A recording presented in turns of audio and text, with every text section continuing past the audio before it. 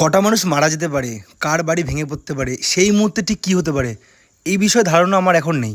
তবে আমি এটা পরিষ্কার বুঝতে পারছি যে এরকম একটা কিছু খুব শীঘ্রই হতে চলেছে। মূল বিষয় আসা যাক। 11,000-এর নতুন তারে ট্রান্সফার মিটার বসেছে আমাদের পাড়াতে, কাঁঠালবেড়িয়া হরকুমার স্কুল রোড। তো বিষয় হচ্ছে, দুদিন যাবৎ একটানা বৃষ্টি হওয়াতে পোলের গোড়ার মাটিগুলো সরে যায় এবং ট্রান্সফরমিটারের পোলটা একদম ঝুঁকে যায় রাস্তার দিকে। এবার আপনি একবার ভেবে দেখুন তো, তার উল্টো দিকে বাড়ি রয়েছে, সে বাড়িটার ওপরেই পড়লে প্রথমে পড়বে।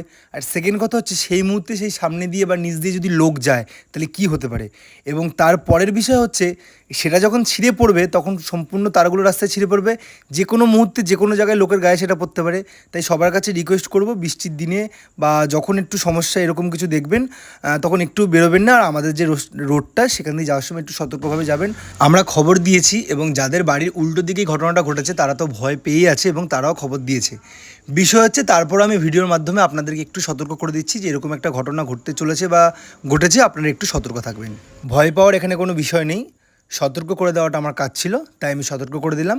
তারপরেও বৃষ্টির দিনে না বেরানো রাস্তায় বা এরকম কিছু বিষয়গুলো একটু মেনে চলা ভালো। তারপরেও আমি সতর্ক করে দিচ্ছি।